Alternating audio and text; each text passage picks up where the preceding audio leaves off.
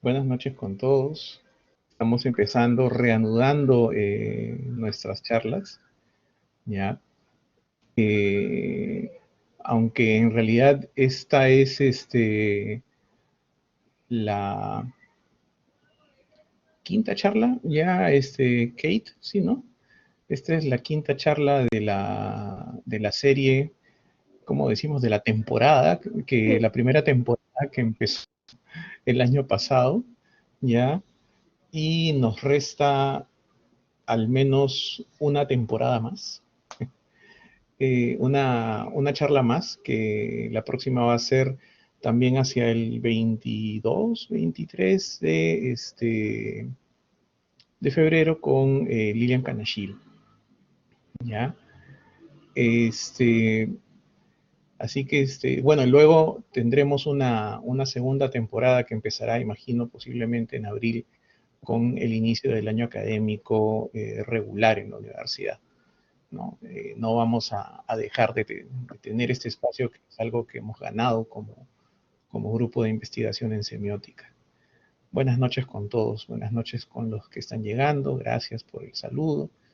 Este, Creo que siempre esta es una oportunidad para expresar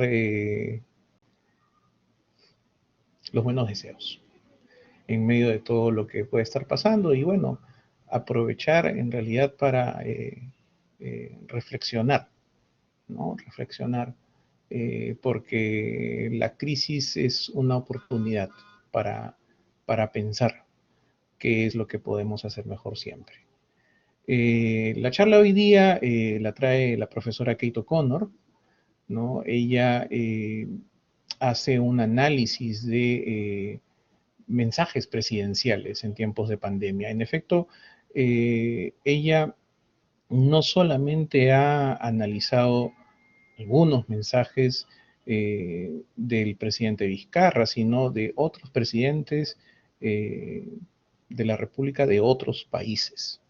Entonces, eso permite tener pues una visión más panorámica, una visión de contraste y también bien importante establecer, ver la relación que construyen, ¿no? La narrativa que se construye desde el mandatario y qué posición toma el virus en ese discurso y la relación que construye con sus adversarios políticos. Entonces, esto es lo que la profesora O'Connor ha estado investigando, ha estado trabajando y es lo que esta noche va a presentar de modo más o menos sintético, porque es parte de un trabajo en curso. Entonces, bueno, yo no le quito más tiempo a ella. Kate, por favor, eh, te cedo la palabra. Gracias por tu tiempo y tu disposición. muy buenas noches con todos. Muchas gracias por su asistencia. Como amablemente presentaba el profesor García Conto, la idea un poco con esta ponencia es dar una mirada comparativa hasta cierto punto sobre el manejo o la articulación de mensajes presidenciales. Lógicamente, por un tema de cercanía, se está analizando los mensajes del presidente Vizcarra, del expresidente Vizcarra, por tema de tiempos, no llegué a considerar dentro del análisis los mensajes o el inicio de los mensajes del presidente Sagasti, sino más bien me estoy centrando en un periodo de tiempo particular que vendría a ser el año 2020 y la pandemia en el año 2020 y la articulación de mensajes presidenciales restringiéndonos fundamentalmente a ese periodo. Una de las cuestiones importantes o centrales con las cuales me pareció prudente iniciar es recordar que este análisis se centra o se estaría concentrando en enfocar la mirada sobre lo que los presidentes dicen, no necesariamente en qué tanto eso que dicen corresponde a lo que hacen. Entonces nos vamos a mantener por lo menos como eje en esta presentación en intentar descubrir cómo estas articulaciones potencialmente nos pueden llevar también a desarrollar otras inferencias significativas. Pero me gustaría compartirles la presentación. Ya está.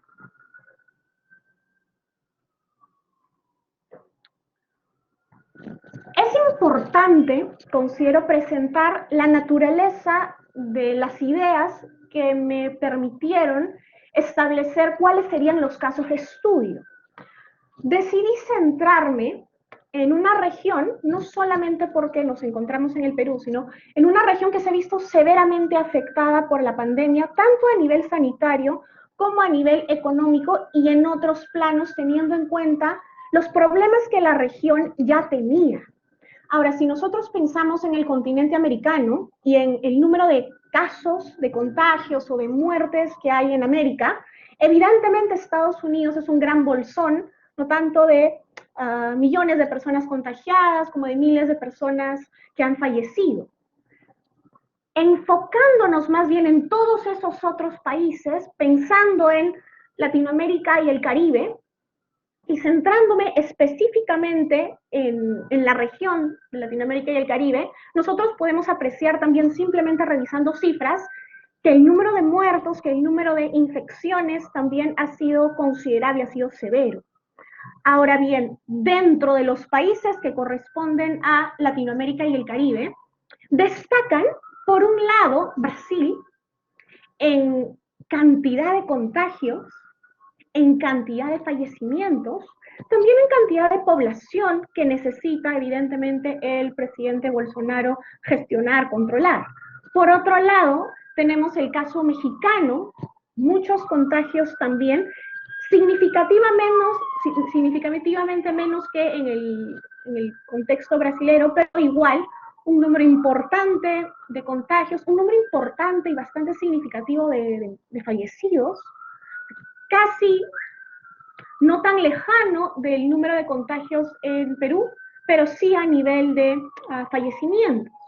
Ahora, si nosotros revisamos las proyecciones que han hecho diferentes organismos internacionales sobre países de la región de Latinoamérica y el Caribe, veremos que en el panorama general tienden a destacar tanto Brasil como México y también el Perú por cómo evolucionó la pandemia en este primer año, dejando de lado lo que ha venido ocurriendo en este inicio del 2021. Pero hay otro componente que también era relevante para elegir a estos tres países. ¿Cómo son sus presidentes? Los tres presidentes son dados a comunicar, dados a emitir mensajes y tienen perfiles muy distintos entre sí. Si nosotros pensamos en el presidente López Obrador en México, encontramos a un político con una tendencia marcada de izquierda, que accede al poder con un partido político relativamente nuevo. Es su primera vez en el cargo de presidente, pese a que había tenido cargos públicos anteriormente, como en el caso de los otros dos presidentes que vamos a estar presentando, analizando. Es electo, y esto es interesante, él es electo con casi un 30% de diferencia en votos sobre el que le seguía en las elecciones en las cuales él es electo. Y él gana en primera vuelta.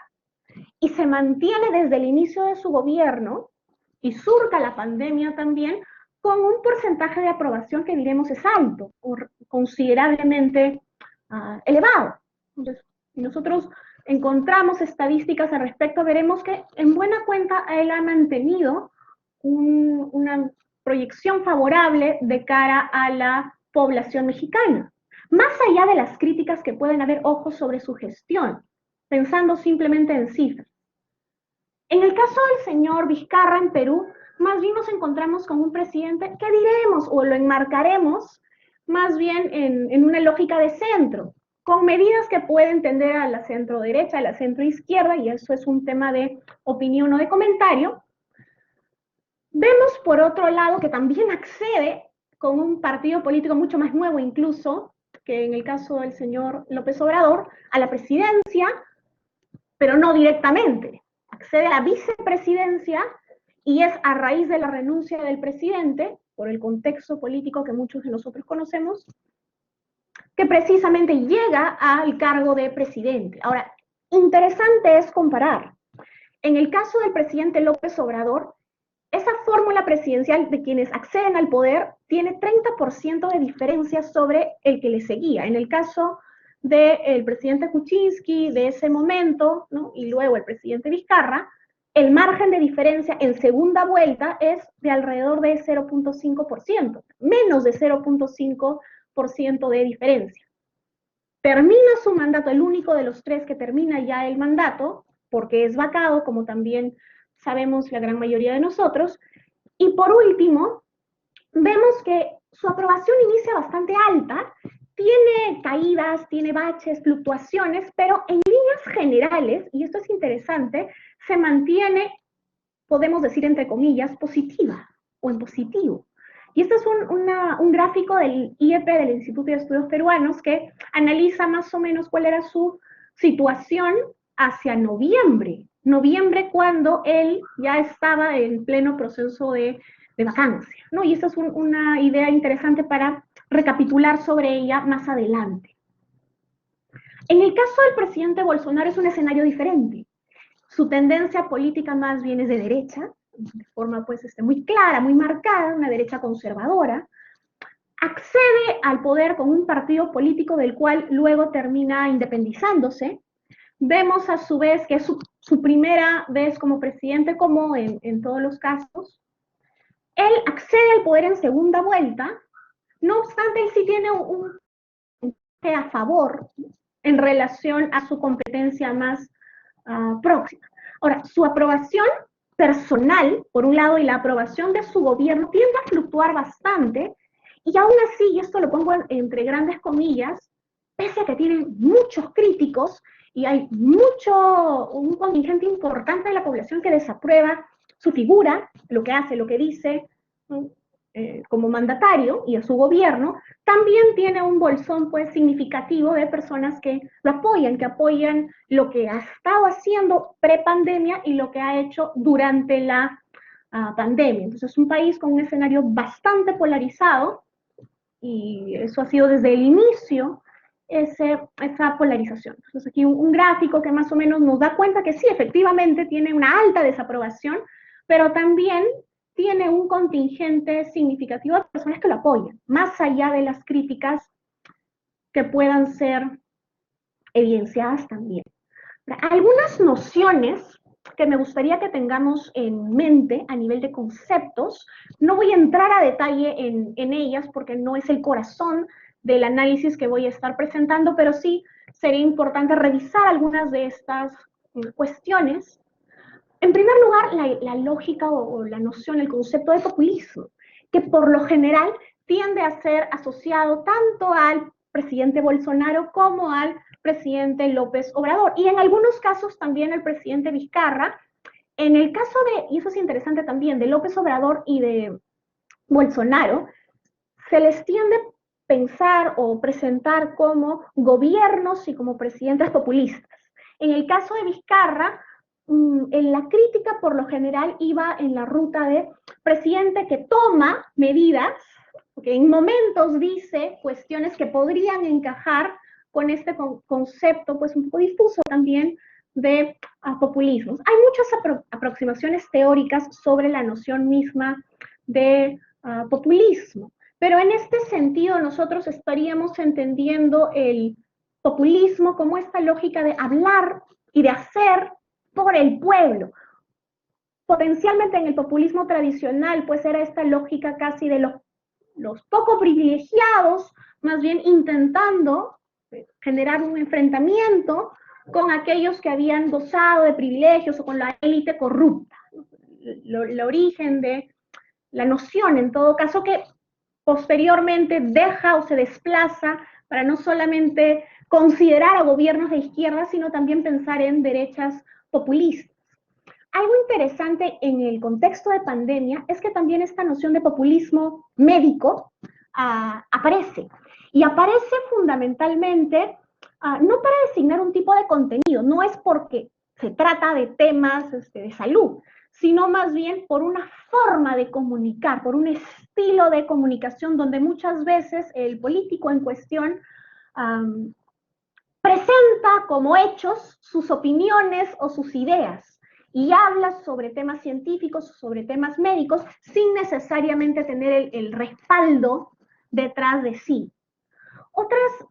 Otros conceptos que potencialmente van a ir surgiendo y sobre los cuales podríamos estar discutiendo también en el momento de las preguntas, ya de cara a lo que voy a estar presentando, son nociones como las de liderazgo, la legitimidad, la desinformación e incluso conversar un poco sobre la democracia y cómo estas estrategias que vamos a ir viendo apuntan tal vez a revelar algunos problemas de la práctica democrática que vivimos en nuestra región, pero no solamente en nuestra región, sino la forma de concebir la democracia en la actualidad en distintas partes del mundo. Cuando yo reviso mensajes presidenciales en el año 2020 en alusión al COVID-19, en alusión a la pandemia, me es posible identificar algunas fases. Y en este sentido voy a ir explicando en qué consisten cada una de estas fases a partir de las características que han tenido las alusiones o falta de alusiones al COVID-19. Y en tal sentido, en primer lugar, lo que voy a estar presentando es una prefase.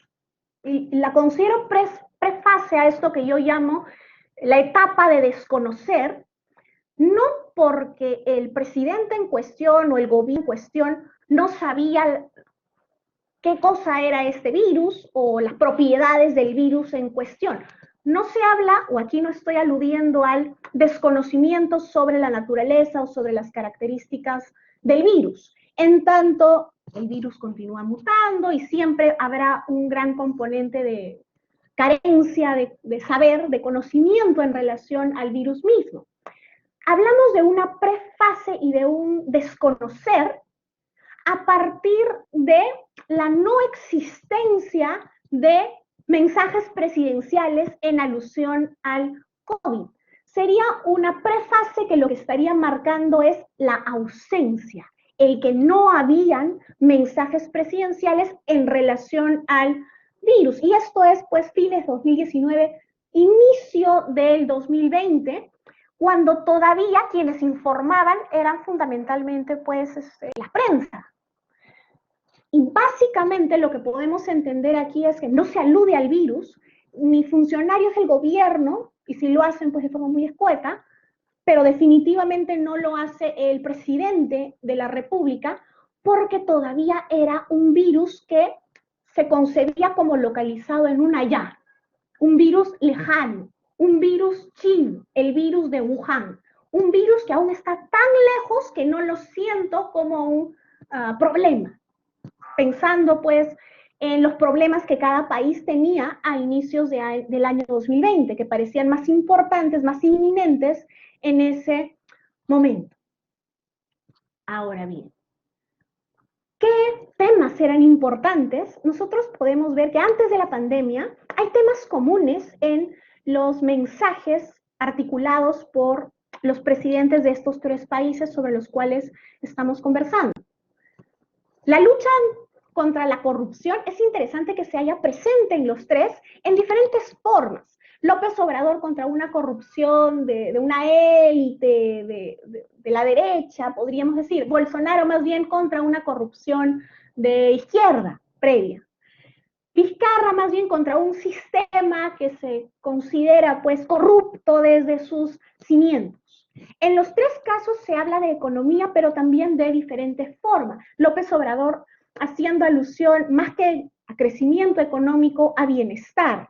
Vizcarra y Bolsonaro sí tratando de aludir, Bolsonaro mucho más marcado que el señor Vizcarra, a cómo así es que el país pues debe continuar, o sus respectivos países deben continuar en esta senda de crecimiento económico. Y otros temas que también son particulares a cada país de forma específica.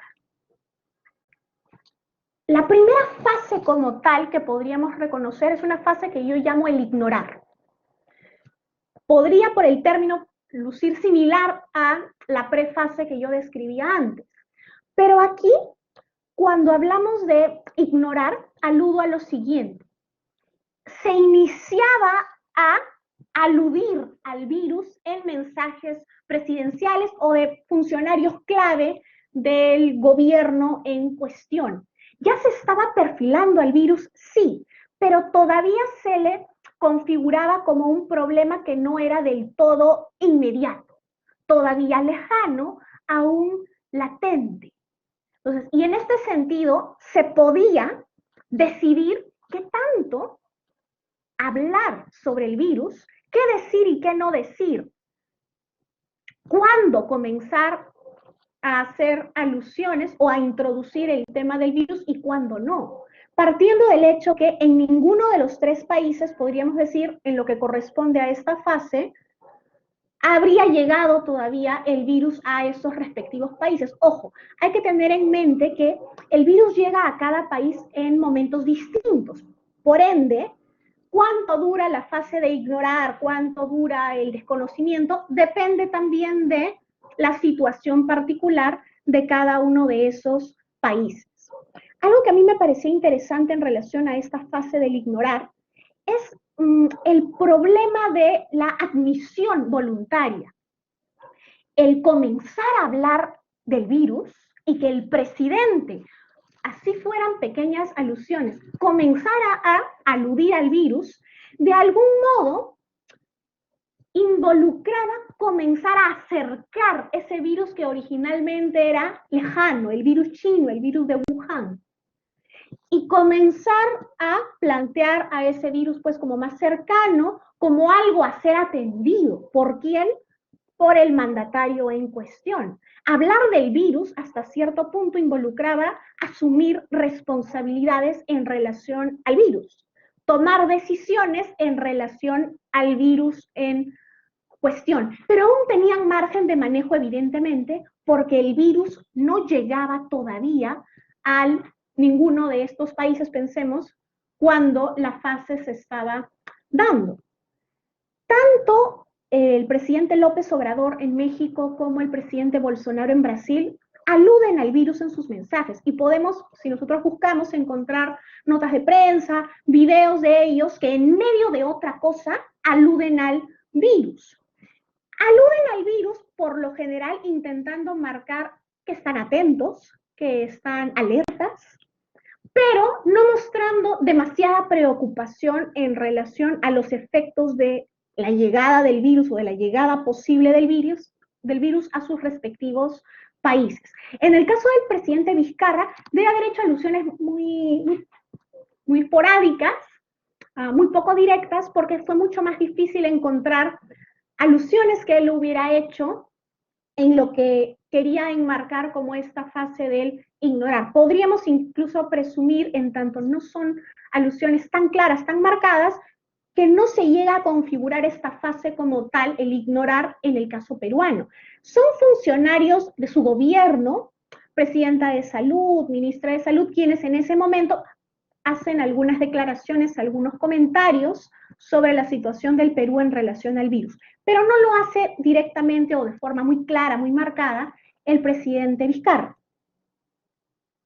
Entonces, este tema de mostrar interés, atención, pero tranquilizar a la población, era característica, o podríamos decir que es característica de esta fase del ignorar. Ignorar, en tanto, alude a la voluntad de decidir comunicar, de decidir perfilar al virus, o más bien postergar un poco el presentar al virus a la población ya en voz del presidente o de un funcionario principal del gobierno del presidente en cuestión. Ahora, más bien la fase en la que nos vamos a estar concentrando fundamentalmente es en lo que yo llamo resistir. En esta fase de resistir y los mensajes que corresponderían a la fase de resistencia, podríamos decir que son esos mensajes que ya hacen alusión directa al virus, porque el virus ya ha llegado al país.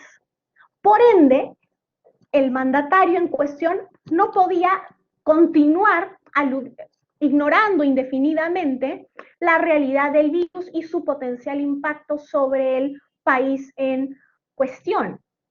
Pasa el virus de pensarse como un virus lejano, más bien a entenderlo como un virus que está aquí, situado en un aquí y en un ahora, y sobre el cual se necesitará comunicar a la población.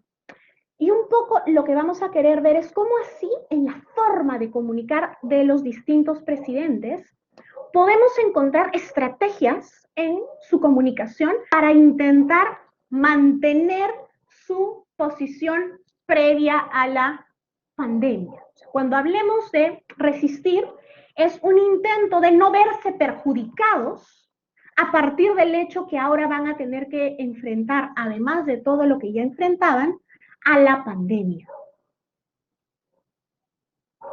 El virus llega primero a Brasil, 26 de febrero.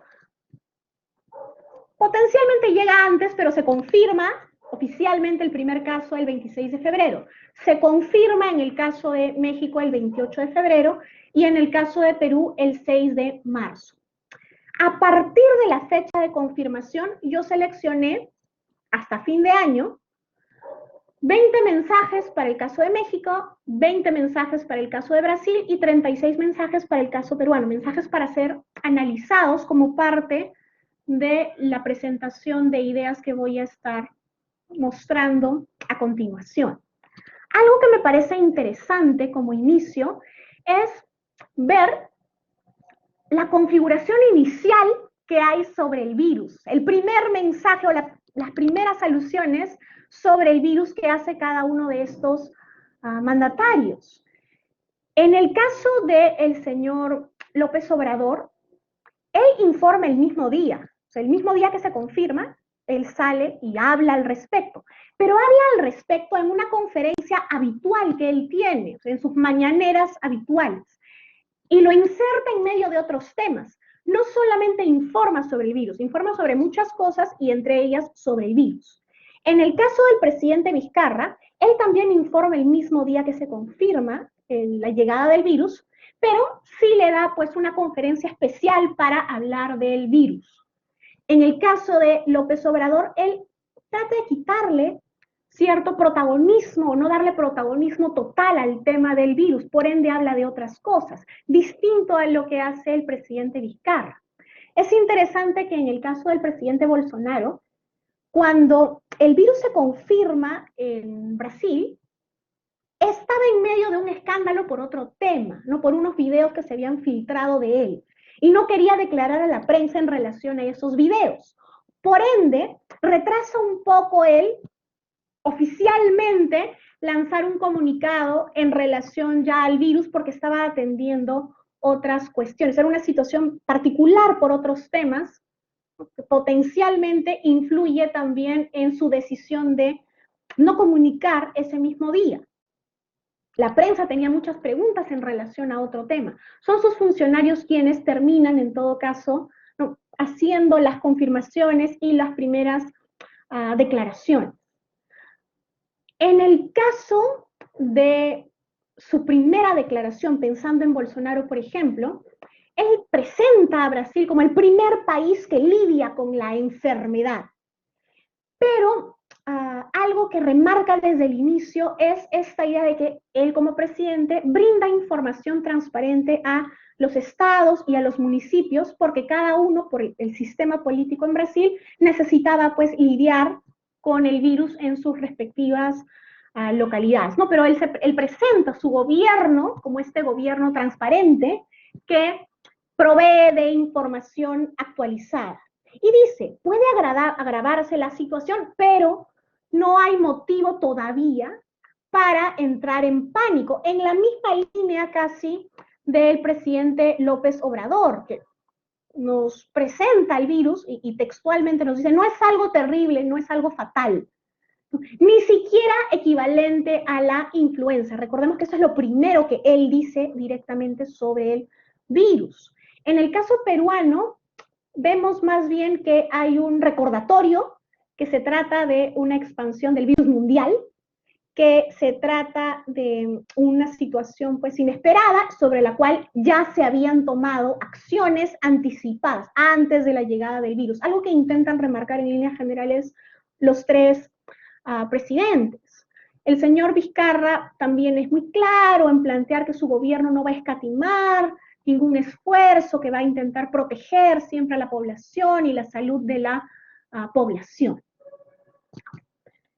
La forma de comunicar, no solamente lo que dicen, sino el espacio y la disposición de elementos en el espacio, va variando dependiendo de la rutina que sigue el presidente en cuestión. A veces viajaban, a veces sí estaban pues en la capital, a veces hacían pronunciamientos un poco más largos, en otros casos pronunciamientos más cortos.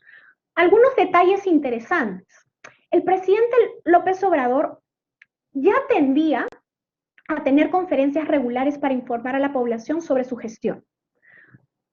En algunas de ellas, a partir de la llegada del virus, le destina más tiempo a comunicar en torno al tema del virus, pero por lo general son los funcionarios de López Obrador quienes dan más información específica, quienes dan más datos. Él tiende a quedarse un poco más en opinar en relación a ciertas cosas. A veces da datos, a veces da información, sí, pero comenta fundamentalmente pensando en todo el tiempo que destina él a hablar versus el tiempo que destinan sus funcionarios. Son conferencias frente a la prensa, o sea, ante la prensa y la prensa pregunta. Por lo general, él viste terno cuando está pues en sus conferencias oficiales desde la capital. Cuando está de viaje, es interesante, tiende a no vestir terno, sino más bien camisas un poco más sencillas, más simples.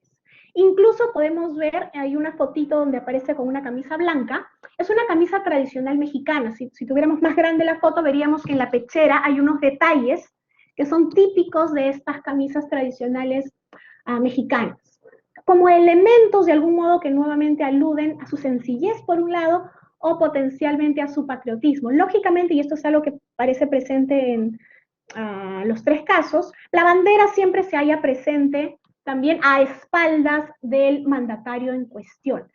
Pero interesante en el caso suyo, él siempre está de pie. Vemos que hay sillas, pero él nunca se sienta. Se sientan sus funcionarios. Cuando van a hablar, se paran en el podio y hablan y luego regresan a su silla. Pero el presidente López Obrador, cuando alguien más habla, se pone detrás, ¿no? Se pone entre la bandera y el podio. Cuando es López Obrador quien habla, él va al podio y más bien el funcionario, sus funcionarios permanecen sentados.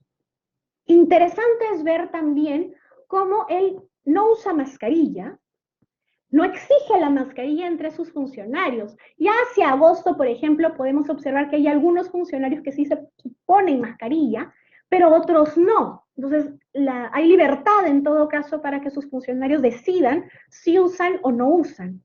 Y esto es interesante. ¿Cuál es la idea de López Obrador en relación a la mascarilla?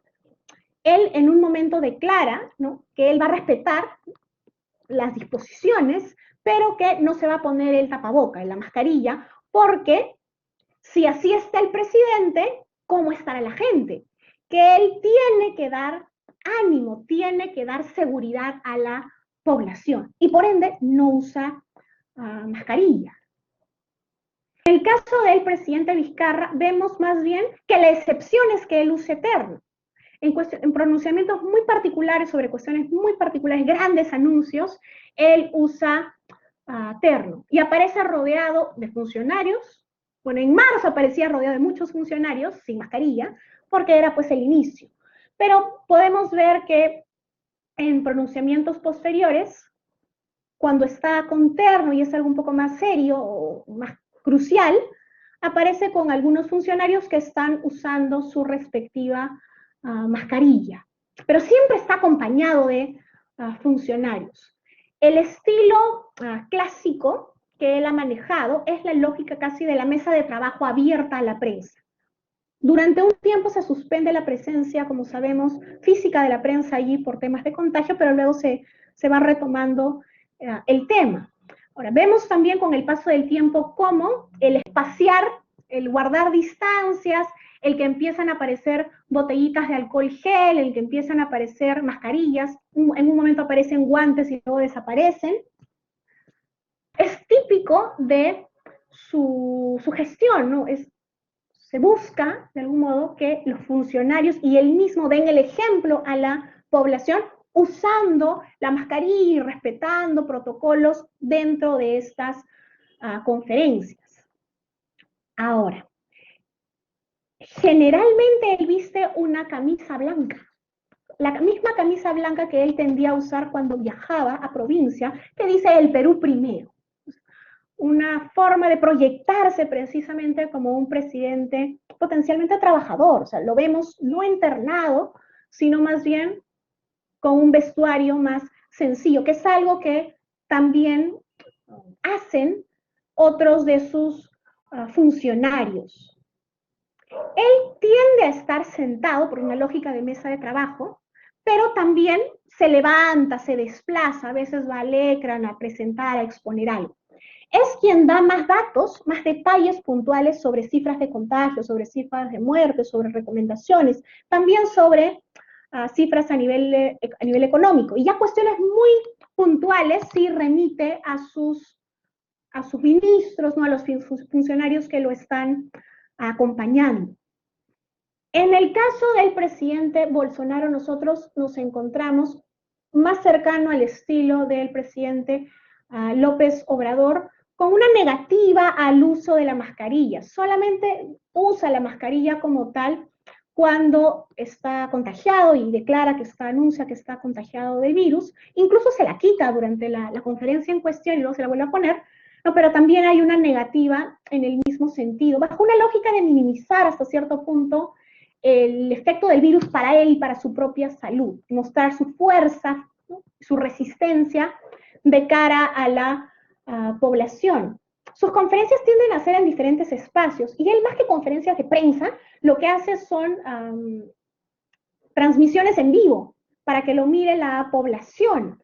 Entonces, este formato de transmisiones en vivo es lo que más se da. También tiene momentos de anuncios un poco más formales, ¿no? Donde sí aparece interno, cuando son sus, más bien estas transmisiones en vivo, usa una camisa más sencilla, ¿no? Donde él habla, y muchas veces él habla solo, no hay más funcionarios junto a él. En otros casos sí es una mesa de trabajo donde hay uno o dos personas más a sus lados para dar ciertos datos, o a veces para conversar con él, para que haya una lógica también de diálogo ahí, recordando que no son espacios donde hay prensa presente, porque es parte más bien de su forma de interactuar o de no interactuar con la prensa. Es interesante y a mí me parecía curioso cuando veía los videos en los cuales este presidente tenía ministros o tenía funcionarios alrededor, su negativa potencialmente a desplazarse, potencialmente podía tener que ver con el hecho de no querer quedar detrás del funcionario, distinto al presidente López Obrador, que no tenía ningún problema en quedarse parado durante 1 hora y media, 2 horas de conferencia, detrás, ¿no?, de los funcionarios que estuvieran hablando en el momento específico. Ahora, el lenguaje también es interesante. El presidente López Obrador tiende a invitar a la gente a hacer cosas, pero no exige, no prohíbe. Se mantiene cuando habla del virus, inicialmente hablando simplemente de daños, de que no pasa nada, y poco a poco sí va hablando pues de lo terrible en relación al dolor, en relación a las muertes, para no estar totalmente desfasado de la realidad, evidentemente, pero todavía manteniendo palabras optimistas, ¿no?, declaraciones optimistas, tiende a hablar en voz de nosotros más que en voz de yo.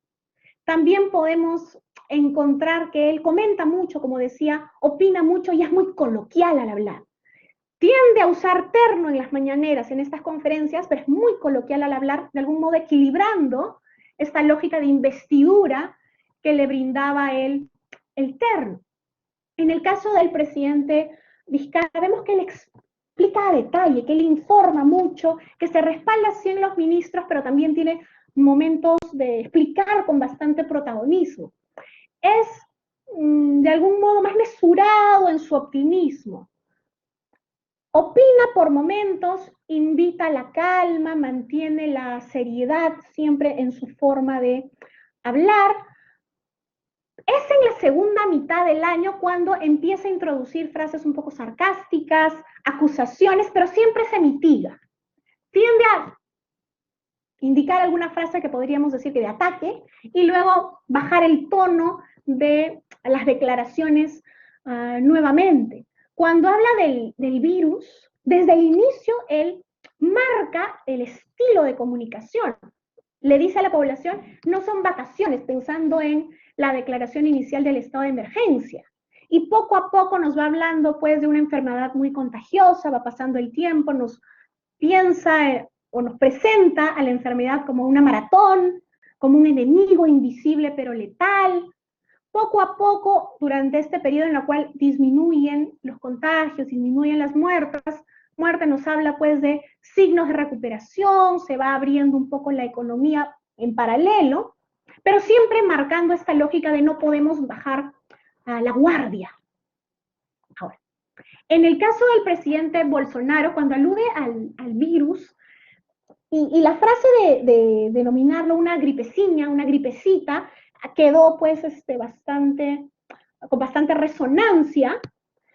En algunos momentos habla de una guerra, habla de un desafío, habla no, de entender al virus como algo dañino, sí, pero fundamentalmente lo presenta como algo dañino para ciertas personas, para las personas ancianas, para las personas con condiciones pues, previas de salud, con enfermedades previas. Cuando informa, generalmente informa sobre lo que él considera aciertos de su gestión. Da muchas opiniones también. En algunos casos hace declaraciones en torno a cuestiones de orden médico, no necesariamente pues mostrando o generando ahí la evidencia para respaldarlo, pero en tanto no tiene prensa que comente de forma inmediata, él puede continuar sin problemas dando sus opiniones o presentando la información que busca presentar. Interesante también es pensar que él no habla mucho sobre salud, sobre contagios, sobre cifras en ese sentido. Habla más en relación a empleos o desempleo, economía, ¿no? Medidas tomadas por los gobernadores, por los municipios. En esa dirección es donde tiende a comentar más. Ataca mucho.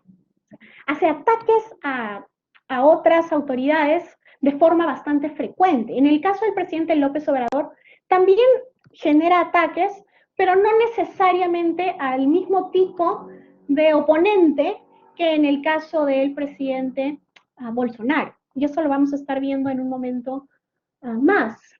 Ahora, la forma de presentar su gestión potencialmente tiene que ver con mostrarse preparado desde un inicio, como alguien que está haciendo las cosas bien, cuyos planes no han encontrado contratiempos. Presentar su gobierno como un gobierno honesto, como un gobierno que protege, como un gobierno que puede presentar una vacuna universal y gratuita o que va a poder presentarla a la población.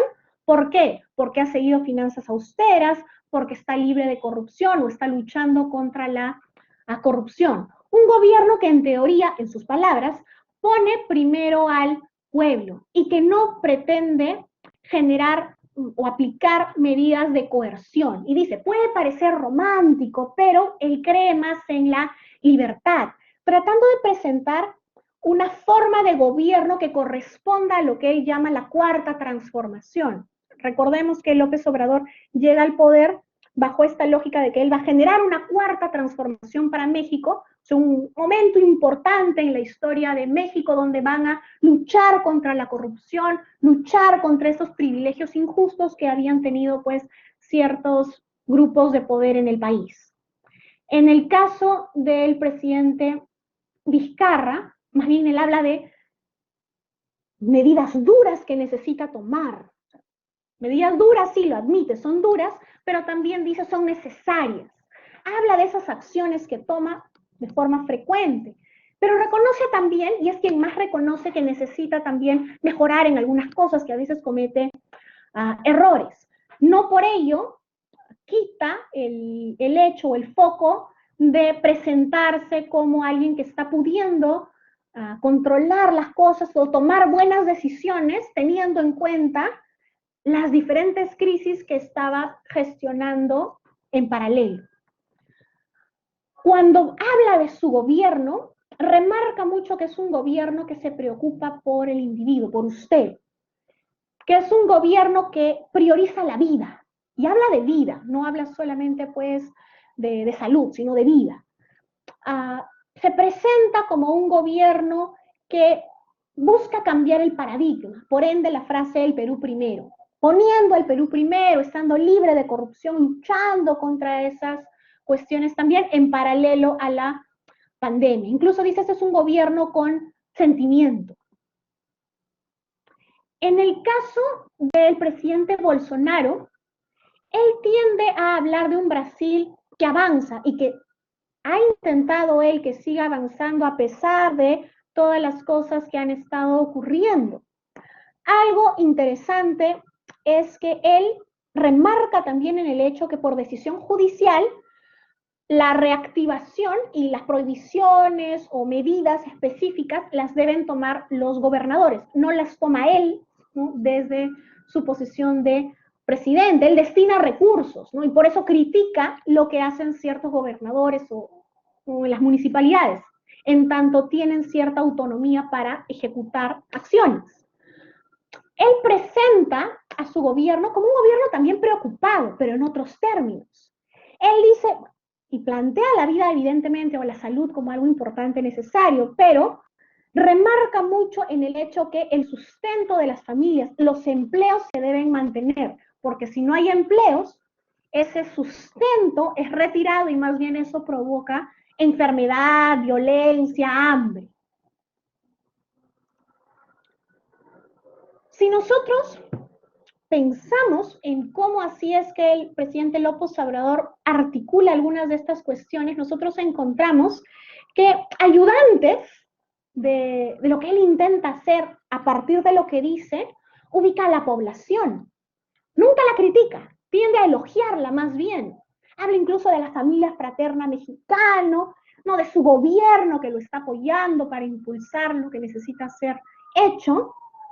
Habla también de algunos otros actores que son relevantes en el caso mexicano. Más bien, los oponentes o los grandes oponentes para López Obrador son los corruptos, los grupos privilegiados contra los cuales él intenta luchar, contra estos, dice él, conservadores que quisieran que nos fuera mal. Lucha también mucho contra la prensa, los tilda de amarillistas, de exagerar, de desinformar, ¿no? De tratar o de querer que este régimen o estos regímenes corruptos de antaño prevalezcan o que persistan. Y que por eso más bien es que atacan lo que él hace o lo que él dice. Él se concibe o él se plantea como ese único presidente que ha decidido apuntar a la lucha contra la corrupción. Y más bien su idea es que luchando contra la corrupción se logra atacar al problema principal de México y que eso habilita a luchar contra la pandemia. Entonces, este remarcar un ahora nosotros obramos de modo justo y buscamos la justicia contra o opuesto aún antes esos otros gobiernos, ese ellos injusto, queda bastante presente o marcado en sus comunicaciones.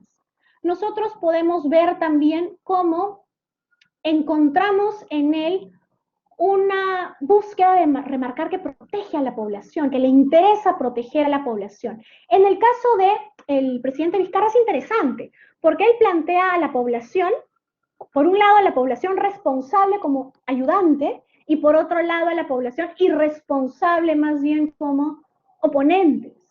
Y eso, o ese oponente principal que él termina por dibujar, además del virus mismo, viene a ser el Congreso. Ahora, su ataque o su forma de atacar en todo caso la gestión o las decisiones del Congreso tiende a ser indirecta. Ya en la última fase es donde sí hace más éxito, en todo caso, la crítica o el ataque. Él trataba de mantener mucho la invitación a hacer las cosas bien, la invitación a unirse, a trabajar juntos durante la primera parte de su gobierno. También se plantea como un presidente responsable, como un gobierno responsable, preocupado. Él se dice, soy el primer servidor de la nación, un demócrata. No, es un gobierno claro, un gobierno transparente que tendría como bandera a la lucha contra la corrupción. La idea de este presidente como un presidente que quiere dar un buen ejemplo, un ejemplo de democracia, un ejemplo de búsqueda de unidad. En el caso de Bolsonaro, el escenario es un poquito distinto. Él plantea como ayudantes a la población, en tanto no los critica, una población que quiere trabajar, dice él, adiós al personal de salud, también a los buenos funcionarios, y más bien a estos malos funcionarios, a estos gobernadores, a estos prefectos parlamentarios en su contra, les dice al inicio, son verdaderos tontos incluso. ¿No? Habla de una extrema izquierda que quiere robarle la libertad al país. Trata de mostrar su discrepancia con esas medidas tomadas por esos otros políticos y su distancia de la prensa, y atacar a la prensa también como una prensa que quiere derribar a su gobierno. Cuando él habla de sí mismo, él remarca mucho su caso y por qué él no usa mascarilla o por qué él no está asustado por el virus, pese a ser una persona pues en edad de riesgo. En teoría, dices, por mi pasado deportivo, esto sería solamente un resfriado para mí. Mientras que sí reconoce que hay unos pocos que podrían estar en peligro, mientras que la gran parte de la población brasilera no estaría en peligro porque no es grupo de riesgo. Se presenta como un presidente orgulloso de ser brasilero, un presidente que lucha contra un sistema. Ahora, los tres manejan los mismos o ponderan los mismos objetos de valor. Por un lado, esta idea del bienestar de la sociedad, en palabras de Bolsonaro, o como lo concibe él, que va en paralelo para su caso con su lucha contra la corrupción. Acompañado, sí, de una preocupación por la economía, pero siempre secundaria, por lo menos en lo que dice, a su preocupación por la lucha contra la corrupción y por el mantenimiento del bienestar social. En el caso del presidente Vizcarra es muy claro en que la clave es la salud, las vidas, y poco a poco va hablando también de la economía y dándole mayor protagonismo a la economía, teniendo en mente que la lucha anticorrupción, que el fortalecimiento de la democracia también forman parte de esas cosas que él incluye en sus mensajes como cuestiones muy valiosas o muy relevantes sobre las cuales poner atención.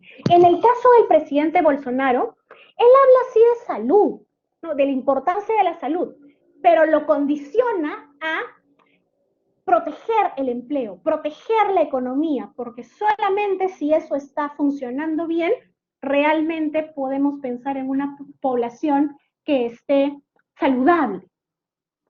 De cara al futuro, el presidente López Obrador tiende a ser muy optimista en el tipo de términos que usa, en la forma de expresarse de cara a la población. En el caso del presidente Bolsonaro, más que este optimismo amistoso en el estilo de López Obrador, habla más bien de una lucha, de un vencer, de un poder vencer gracias a que tiene la capacidad, a que toma buenas decisiones, a que sabe lo que está haciendo, a que es un presidente fuerte, a que es un presidente capaz. En el caso del presidente Vizcarra, era una mirada que trataba de conservar la esperanza, pero siempre enfatizando en la gravedad del virus, precisamente para que la población se concientice, se asuste y siga las recomendaciones que su gobierno estaba intentando impulsar. ¿Cómo configuran entonces al virus ellos? Presidente López Obrador minimiza el virus. Presidente Vizcarra maximiza más bien al virus. Y en el caso de Bolsonaro, y en eso yo discrepo de algunos que dicen que él minimiza el virus y punto. minimiza el virus en relación a él, efectivamente, pero fundamentalmente lo que intenta hacer no es minimizarlo en general, sino compartimentar su impacto. Es decir, el virus es dañino, es peligroso, es grave para algunas personas que son la minoría o son solamente una parte de la población. Por ende, tenemos que continuar manteniendo el trabajo en Brasil y que no haya desempleo. Si nosotros pensamos en el nivel de distancia que ellos intentan marcar de cara a la prensa, de cara a la población, el presidente López Obrador, podríamos decir, tiene destacar su investidura como presidente restringida. Se pone su terno en las conferencias porque está frente a la prensa fundamentalmente, entonces marca la oficialidad del momento y de lo que está diciendo. Pero trata también de establecer un vínculo de cercanía importante, que fundamentalmente es logrado a través de cómo habla, de lo que dice, de esas frases muy coloquiales, de esas jergas incluso que inserta en sus mensajes.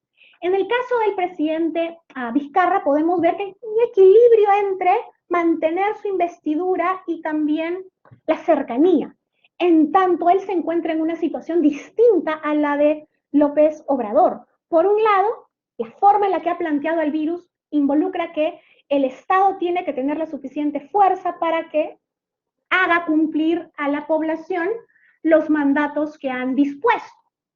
No obstante, siempre intenta hablar de un nosotros, mi gobierno, preocupado por un nosotros más amplio, el de la población.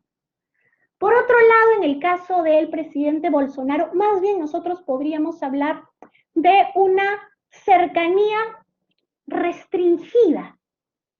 Hay momentos en los cuales trata de decir cosas que aludan a un interés por la población, ¿no? A que es parte de la población, a que se preocupa de la población, a que hay una lógica incluso de patriotismo, de orgullo común en relación al ser brasileños. Pero también remarca su investidura en ciertas decisiones que toma y en el modo en el cual gestiona algunas cuestiones. Por ejemplo, el que muchas de las conferencias, más que conferencias, sean transmisiones en vivo sin prensa. Los excluye, los aísla, precisamente marcando el hecho de que él es el presidente y él tiene la prerrogativa en todo caso para decidir comunicar como le parece más conveniente. La forma en la que configuran su rol también es interesante. Los tres se presentan como reformadores, pero en distinto modo. El presidente López Obrador, podríamos decir, se presenta como un reformador amigo, honesto y amigo.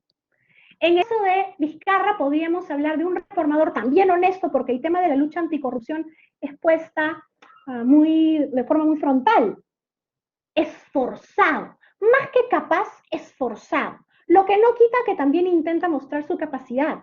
Pero cuando admite, por ejemplo, sus errores de forma reiterada, cuando se viste con esta camisa de trabajo, de algún modo lo que trata de remarcar es que está haciendo su mejor esfuerzo en relación a aquello que está haciendo. Potencialmente esa sería una inferencia que podría generarse a partir de esa combinación de elementos.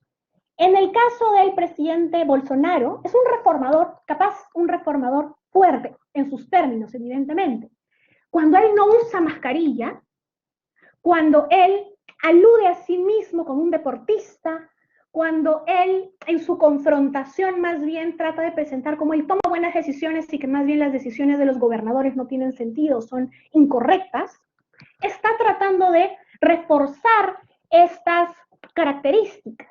Más bien si nosotros pensamos en el nivel de protagonismo que ellos intentan marcar, encontraríamos, por ejemplo, que el protagonismo que intenta marcar el presidente López Obrador, es decir, el destacar el yo, es menor.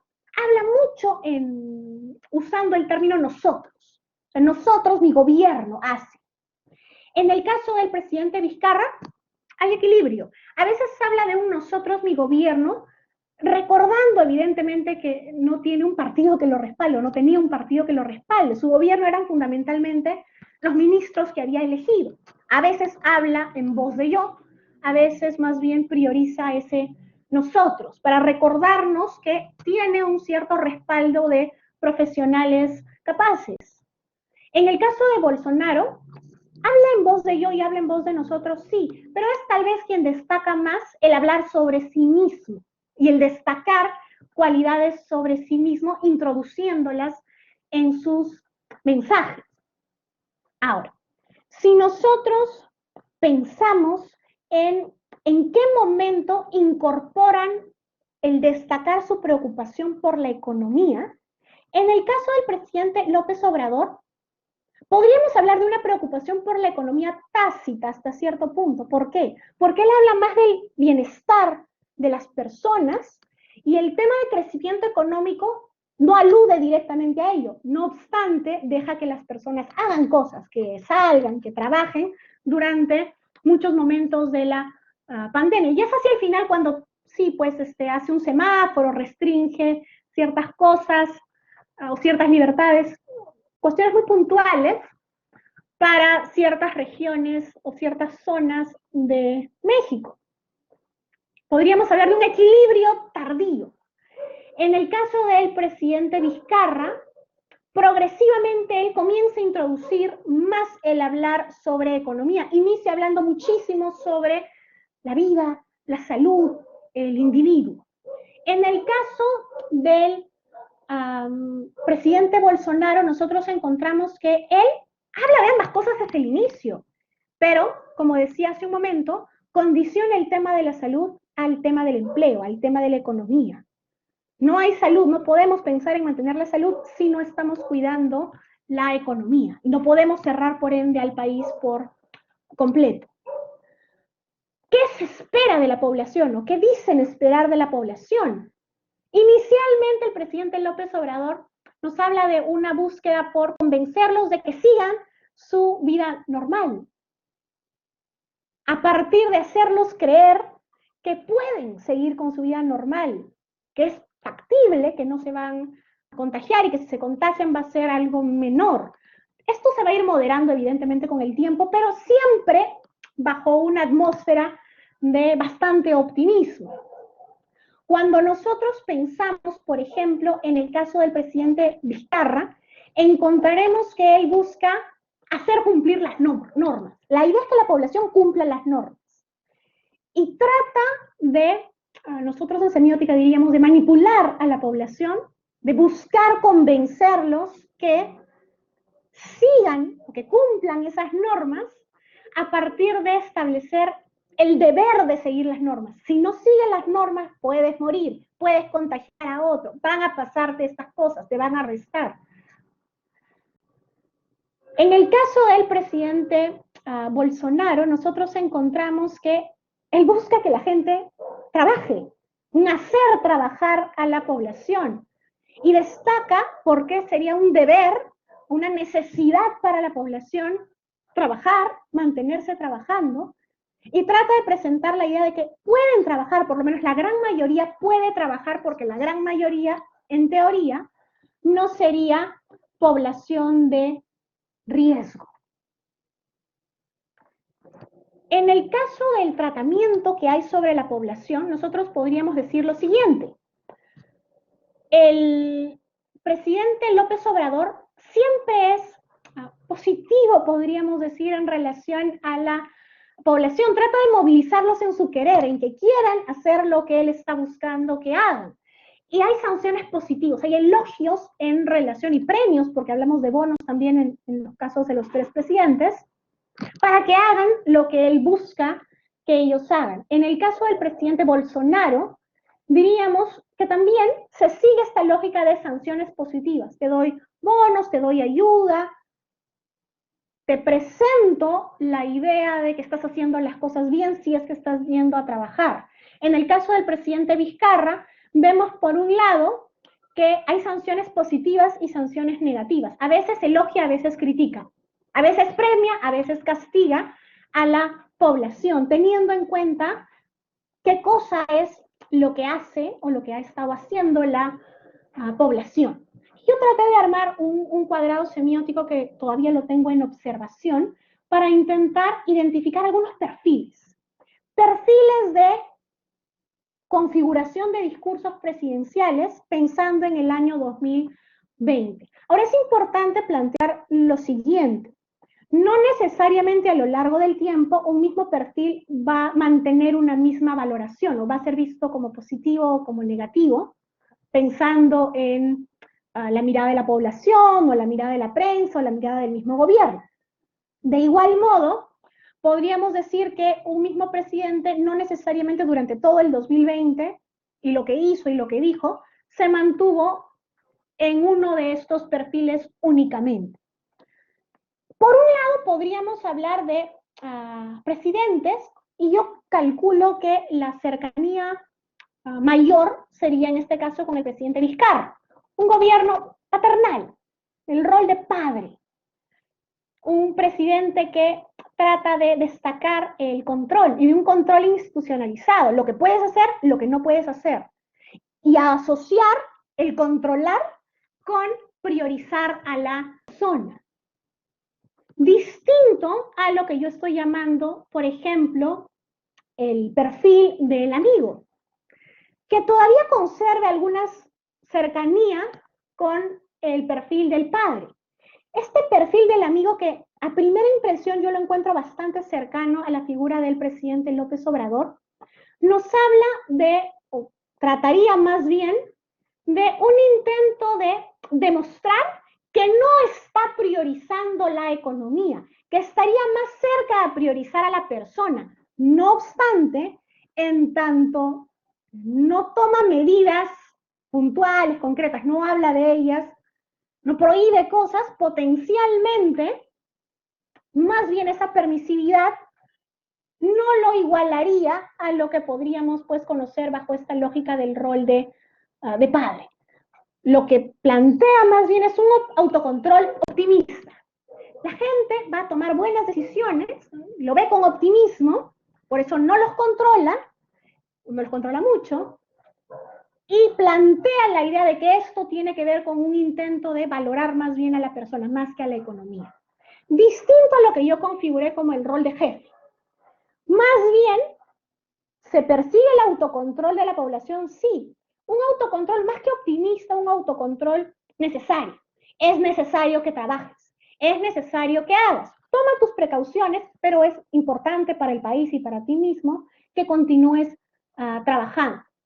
No intenta plantear, evidentemente, que prioriza únicamente a la economía. Ninguno de los tres se ubica, por lo menos gran parte de tiempo ahí. Tal vez en algún mensaje en particular podríamos haber caído en relacionar al presidente o algún presidente en cuestión con un esquema que prioriza mucho la economía porque habla solo de economía, pero en líneas generales hablaríamos de un presidente que pondera hacia la economía, pero queriendo decir o queriendo plantear la idea de que se pondera la economía precisamente porque si no pondera la economía no podría estar valorando la salud de la población. Se necesitan ambas cosas.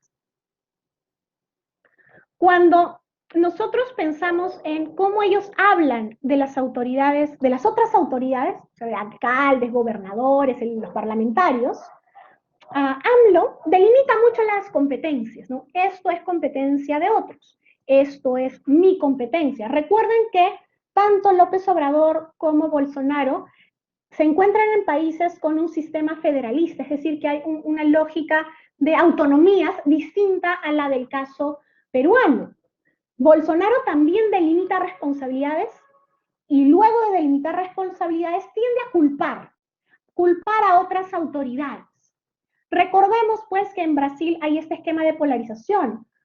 Población y políticos a favor de él, población y políticos muy en contra de él. En el caso del presidente Vizcarra, no le es tan fácil delimitar responsabilidades. A veces intenta culpar al Congreso, podríamos decir, de malas decisiones para responsabilizarlos en relación a ciertas cuestiones, no trasladar ciertas responsabilidades. Pero le es más difícil que en el caso de los otros dos presidentes. Si nosotros pensamos en cómo tratan a la prensa, tanto López Obrador como Bolsonaro culpan, acusan a la prensa de diversas cuestiones. En el caso del presidente Vizcarra, o el expresidente Vizcarra, él aprovechaba un poco este carácter diremos, negativo, alarmista que tiende a configurar la prensa para hacer eco del mensaje que él mismo quería proponerle a la población. Si nosotros vemos en líneas generales cómo gestionan a sus oponentes, encontramos que López Obrador confronta de forma activa, toma la iniciativa para confrontar, igual que en el caso de Bolsonaro. Confrontan, sancionan a sus oponentes. Ninguno de los dos intenta manipular al oponente, es decir, intenta convencerlos de que hagan o que cambien de actitud o que hagan ciertas cuestiones. A veces sí, en momentos específicos, pero si lo hacen, pasa a través de culparlos, de decirles lo que están haciendo mal primero. En el caso del presidente Vizcarra, por lo menos en su primera etapa, podemos encontrar que confronta solamente en ocasiones. Sanciona sí a veces, pero procura manipular, diremos, de un modo positivo, invitando a que el otro demuestre lo que, en teoría, su buena voluntad, su buena disposición. Ahora bien, algo que a mí me parece interesante y que posiblemente la primera idea que se les cruce por la mente es que no es así, es que los tres son muy coherentes. Cuando usamos el término coherencia, potencialmente la primera idea que vendría a la mente es coherencia entre lo que dices y lo que haces. En este caso, con coherencia estoy aludiendo a otra cosa. Más bien es la coherencia entre lo que destacaron para su gobierno y de su plan de gobierno al inicio, antes de la pandemia, versus lo que han destacado durante la pandemia. En el caso de López Obrador ha destacado mucho el tema de la gran transformación, la cuarta transformación, el bienestar de la sociedad, la lucha anticorrupción, y continúa destacando eso durante la pandemia. En el caso del presidente Bolsonaro, el tema de crecimiento económico, claro, de derribar algunas de las cuestiones negativas, en su opinión, que han hecho gobiernos anteriores de izquierda, también. Y mantiene el destacar esas cuestiones. Por eso, tanto cuidado en relación al empleo. La gente que todavía lo apoya precisamente es porque sienten o consideran que hay un esfuerzo de su parte en relación a la economía.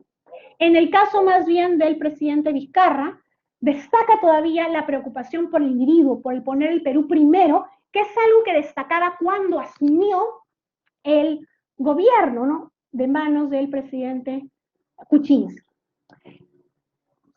Cuando nosotros pensamos más bien en esta última fase, ojo, no hay que pensarla de forma lineal. Podríamos decir que el resistir y el capitalizar muchas veces van en paralelo, se superponen la una a la otra. La fase de capitalizar se traslapan nuevamente, reitero, más bien ya no apunta a mantener la posición del mandatario, la posición que tenía prepandemia, y no perjudicarse, sino a obtener algún beneficio. Beneficiarse de algún modo del contexto en el que se encuentra articulando sus mensajes, ver cómo así puede obtener algún tipo de ventaja y capitalizar en torno a ello. Ahora, la idea aquí ya no es mantener, sino más bien es lograr algún tipo de transformación que le favorezca o que les favorezca en alguna medida. En el caso del presidente López Obrador, nosotros encontramos que, por un lado, su forma de articular mensajes le permite intentar mejorar su capital electoral, es decir, pensando en una elección futura, y a su vez intentar mostrar la veracidad de las críticas que él sostenía en contra de sus oponentes, el valor de la cuarta transformación que prioriza a la persona.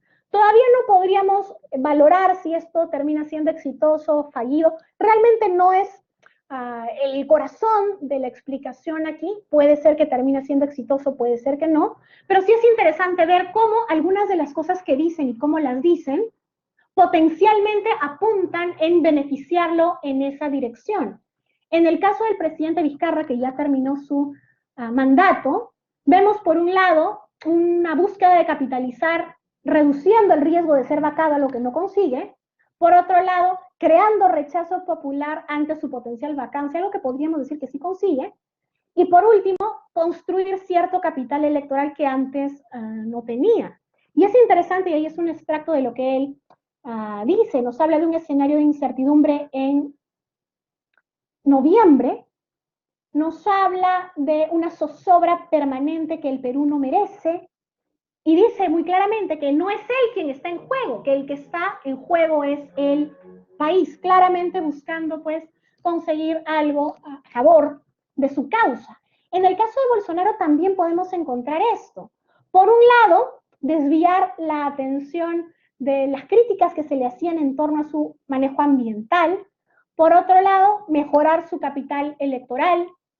Por último, podríamos decir, tratar de justificar democráticamente el que unas marchas que en el momento en el que inicia la pandemia estaban gestionándose en su contra sean desincentivadas.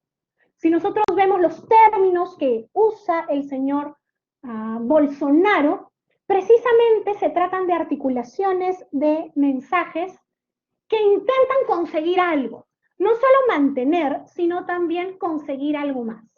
Potencialmente cuando acaben sus mandatos será interesante ver en qué medida lo que configuraron en 2021 llegó realmente a permitirles o no generar capitalización. La idea o el objetivo en relación a este análisis fue sentar un punto de partida comparativo. Mi intención original era incorporar a países de otros continentes, pero me pareció más coherente teniendo en cuenta periodos, momentos en el tiempo, en las fases en las cuales pues hemos atravesado con el virus, concentrarme en una sola región. Y en este caso, lo interesante es ver cómo hay muchas coincidencias en los estilos comunicacionales de estos tres mandatarios, así como diferencias en ciertos ámbitos, teniendo en cuenta que son presidentes con tendencias políticas, uno de izquierda, el otro de derecha, el otro de centro, en contextos, en países, en realidades, también con diferencias importantes. Agradezco mucho por su atención a todos aquellos que han estado con nosotros el día de hoy y vamos a estar pasando al tiempo de preguntas si es que hubieran preguntas para responder. Muchas gracias. Muchas gracias, Kate. En realidad, yo quisiera tomar eh, la primera opción.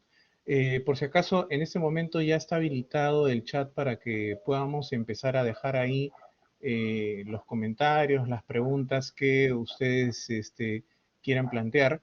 Yo quisiera hacer algunas observaciones más que preguntas. La primera observación, Kate, es, te has planteado un texto, un corpus de análisis bastante generoso, ¿ya? Porque has mordido en realidad de modo bastante amplio un periodo bastante largo y una cantidad de discursos bastante también extenso, ¿no? Entonces, desde el punto de vista semiótico, lo que tenemos en realidad no es un solo recorrido, sino múltiples recorridos, múltiples trayectorias, eh, que en realidad veo es interesantísimo, a pesar de esa enorme diversidad, esa enorme población de discursos, es muy interesante encontrar este tipo de grandes estructuras en torno a ignorar el virus, al inicio, bueno, tratar de mantenerlo a raya, luego resistir y finalmente capitalizar o sacar algún tipo de ventaja sobre el virus, ¿no? O sea, en términos estrictamente discursivos, ¿no? El intento de manejo de coherencia discursiva entre lo que yo prometí y lo que estoy haciendo ahora, pero sobre todo me interesa en particular eh, esta trayectoria que siguen en los discursos los actores que van cambiando de posición en su rol de ayudante u oponente frente al gobernante o al gobierno, ¿no?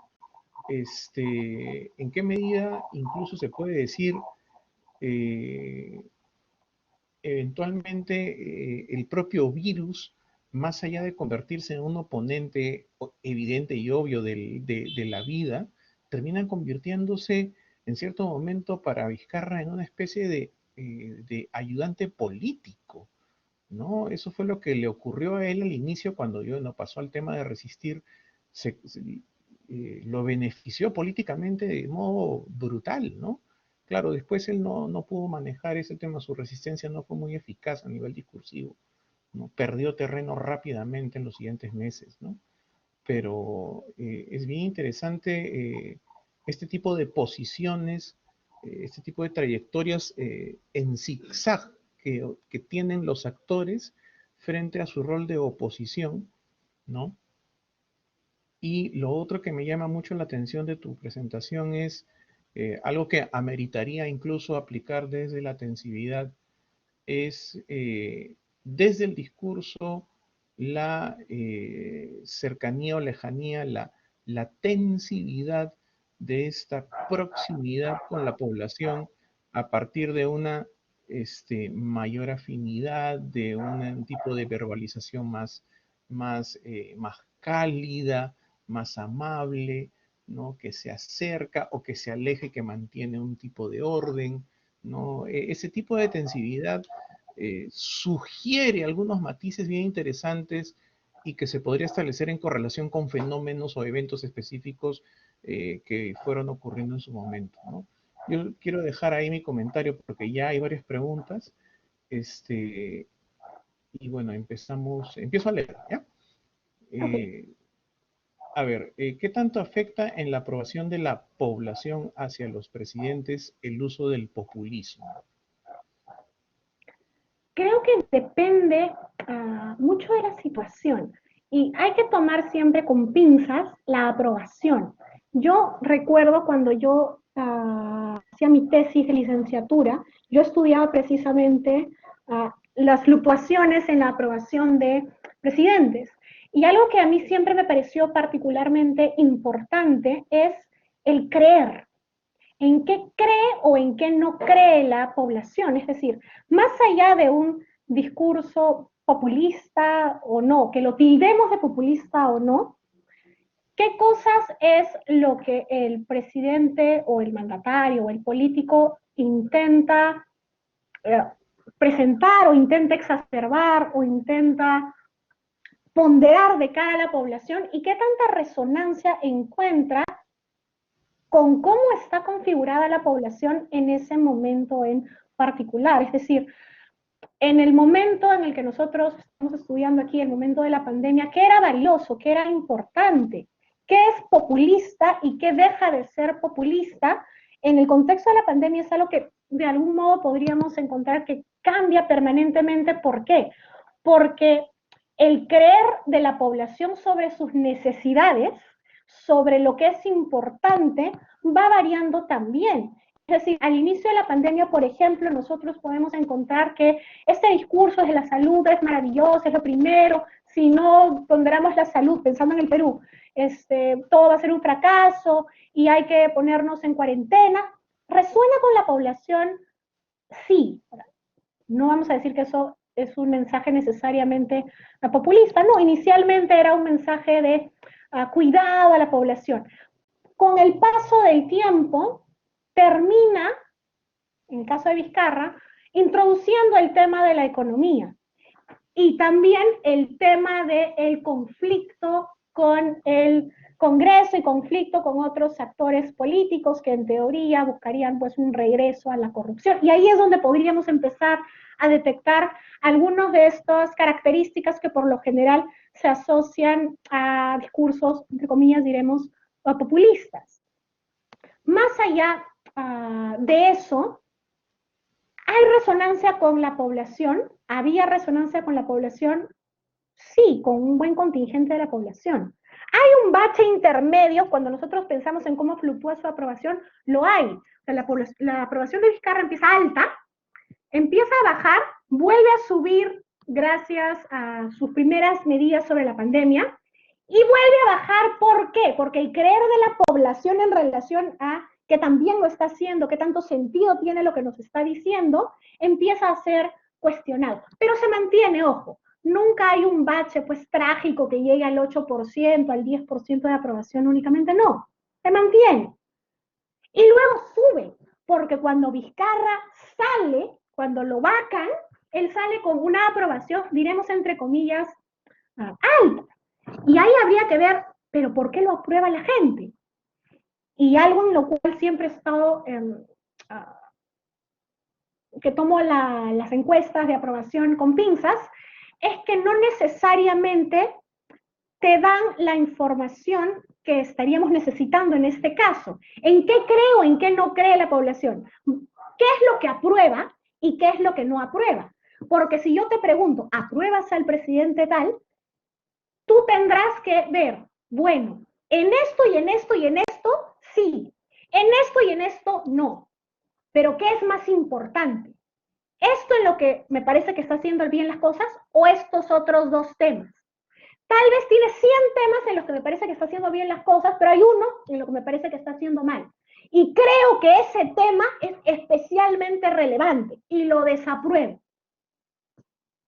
Entonces, el tema del porcentaje de aprobación es un indicador más a tomar en cuenta, pero no necesariamente es un indicador que por sí solo nos pueda llevar a establecer conclusiones. Discursos populistas pueden ayudar mucho a mantener de algún modo una relación positiva con la población. Pensemos en el señor López Obrador, ¿no? Ese amigo positivo, estamos ahí todos juntos, una buena relación con la población, su porcentaje de aprobación siempre estuvo alto, en su caso. En el caso de el presidente Bolsonaro, país muy polarizado, discurso populista, podríamos decir, el país como continúa sigue polarizado, algunos siguen a favor, otros siguen en contra. Entonces, hay otros factores en todo caso que necesitaríamos considerar y ya conocer pues un poco a mayor detalle la realidad del país en particular sobre el cual nosotros queramos estar haciendo alusión. Hay dos preguntas que están conectadas, ¿no? Claudia Figueroa nos pregunta, ¿nos puedes compartir sobre la metodología que usaste? Y un comentario de Carmen Vidaurre. Bienvenida, Carmen. Ella es directora académica en UNIFE. Nos dice, desde una mirada metodológica, tenemos una investigación cualitativa significativa. Y acá no estoy seguro si estoy leyendo bien. Usted como investigador ha tomado distancia frente al discurso y cómo ha establecido las categorías de investigación desde una mirada semiótica, ¿no? Entonces, ambas preguntas tienen que ver con la metodología. Me parece un tema muy interesante para que explores un poco. Perfecto. Bueno, inicialmente lo que busqué, una vez seleccionados los países con los que iba a trabajar, a partir de los criterios que expliqué al inicio de la presentación, intenté buscar una dispersión de momentos en el tiempo y de mensajes en distintos momentos del tiempo, porque la idea un poco era ver cómo esos mensajes iban evolucionando o se iban manteniendo. En ese sentido es que para los casos de México y de Brasil, yo tomo 20 mensajes en cada caso, o sea, 20 conferencias de prensa o 20 transmisiones en vivo. En el caso de Perú me tomé la libertad de elegir más mensajes, también porque eran de mayor facilidad el acceso a los mensajes en cuestión. Una vez que determiné por las características también, ¿por qué? A veces, cuando está muy cerca un momento de tiempo, un mensaje al siguiente, habla de lo mismo el presidente y no había nada particularmente interesante. Intenté encontrar esos momentos en los cuales habían pequeñas introducciones o pequeños cambios o cambios mayores que nos ayudaran a marcar, ¿no?, una evolución o un tránsito del discurso de estos tres presidentes. Una vez seleccionados esos mensajes en mensajes, lo que hice fue escuchar y ver los mensajes en su totalidad y establecer algunos códigos efectivamente, a partir de los cuales iba a estar intentando identificar cuáles eran los códigos que se repetían. Yo he estructurado, si se han dado la presentación, en algunos momentos hablamos de la llegada del virus, en otros momentos hablamos de la presentación de su gobierno, en otros momentos de cómo configuran al oponente. Todos esos momentos los identifiqué en la estructura de sus mensajes y bajo estos códigos que había identificado intenté contrastarlos dándole prioridad a lo que decían, la parte verbal, pero no descuidando tampoco los componentes no verbales y a su vez cuestiones como el espacio, los elementos que se incluyen o se excluyen. Por razones del tiempo de la presentación, que ya me había estado extendiendo bastante, hay cosas que tuve que recortar y hay cosas que tuve que recortar un par de horas antes del inicio de la conferencia porque si no nos íbamos a quedar un tiempo bastante prolongado más y no era la idea. Entonces tenía mucha cantidad de información, lo que me ayudó a sintetizar la información precisamente fue hacer primero esta estructura de códigos para poder determinar cuáles eran estos fragmentos de frases clave también que tenían sentido presentar como ejemplos. En relación al componente semiótico, primero hice un análisis pensando en identificar qué es lo que decían y cuáles eran esos códigos que se mantenían o para un mismo presidente en el tiempo o que tenían en común o de diferente distintos presidentes. Y a partir de ello es que elegí algunos modelos teóricos, algunos componentes teóricos de la semiótica, por ejemplo, el modelo actancial, por ende hablé de sujeto, de ayudante, de oponente, cuadrado semiótico, no sé, mis simbolismos, para generar ahí un cruce. Hay cuestiones que no llegué a desarrollar que me hubiera gustado, por ejemplo, no terminé de ahondar en cuestiones de tensividad, que efectivamente sería algo interesante ir y explorar. Y tal vez explorarlo no quedándome solamente en estos tres presidentes, sino tal vez considerando algún otro presidente más para mirar la realidad de la región, no quedándonos solamente con estos casos bastante emblemáticos, pensando en Brasil y en México. A ver, hay una pregunta de Miriam Torres, antes de tratando de ordenarlas para seguir cierta consistencia con lo que hemos estado hablando. Miriam Torres pregunta, y yo creo que de alguna manera lo has mencionado cuando has hablado de la parte inicial, la primera pregunta, ¿no? ¿Qué opinión le merecen los sesgos de las percepciones? Juega un papel importante. Debemos recordar que no es lo que se dice, sino lo que percibo de lo que se dice, ¿no? Es todo un mundo de procesos psíquicos. Y antes de que respondas, yo quisiera tratar de precisar que la semiótica plantea un esfuerzo epistémico por separarnos de la episteme psicológica, ¿no? No se trata de entrar en el universo del mundo interno de los individuos, sino por aquello que está planteado en el discurso.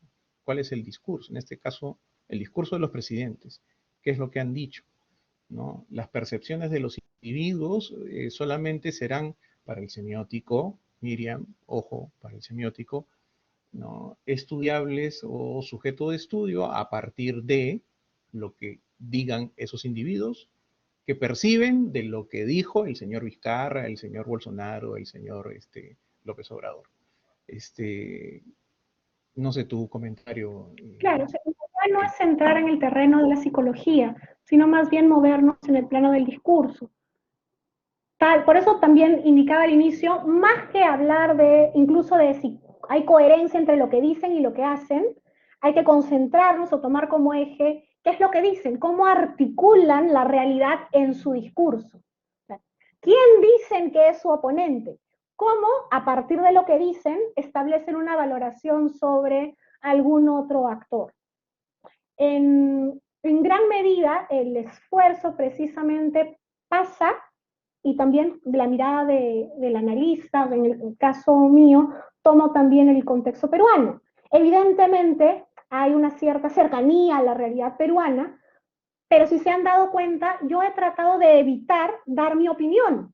Si me parece bien lo que dice o me parece mal lo que hace. Si me parece que es populista o no me parece que es populista, porque realmente ese no es el foco o la ruta que se estaría buscando seguir aquí. No es como el analista valora en todo caso esto que estábamos viendo, sino más bien entender las articulaciones que hay ahí detrás. Ya es materia de otra disciplina potencialmente entrar en esa otra ruta.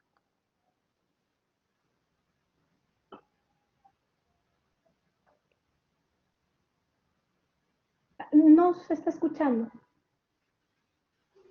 Tenemos una pregunta interesante de Raúl Argandoña, que dice, en los resultados obtenidos del análisis correspondiente a las investiduras presidenciales, configuradas en cada caso estudiado, ¿qué códigos de lenguaje tuvo mayor incidencia? ¿El código verbal o no verbal?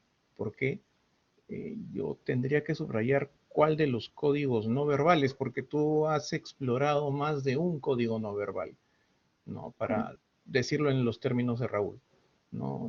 Me parece muy interesante este tema de los lenguajes, ¿no? Que has mencionado, dicho sea paso.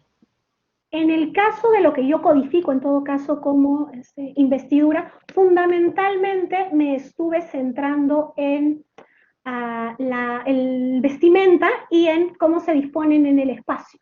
Fundamentalmente me concentré en eso. ¿Por qué? Porque me pareció interesante la yuxtaposición de cómo se desplazan en el espacio, cómo se acercan o se alejan, cómo se visten, qué otros elementos deciden incorporar a su presentación versus cómo hablan.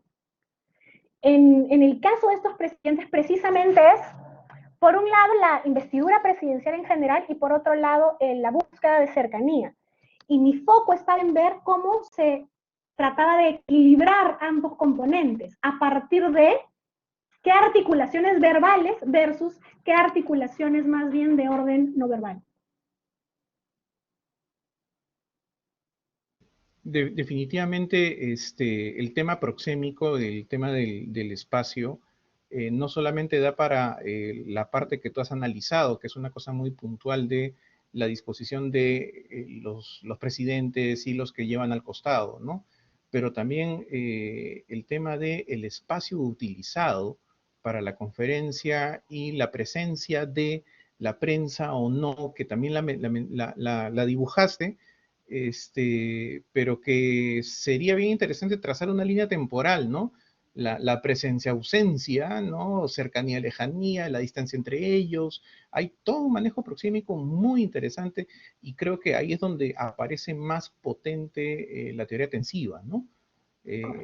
Porque ahí sí el tema de a mayor cercanía, mayor intensidad, mayor es el riesgo de contagio, ¿no?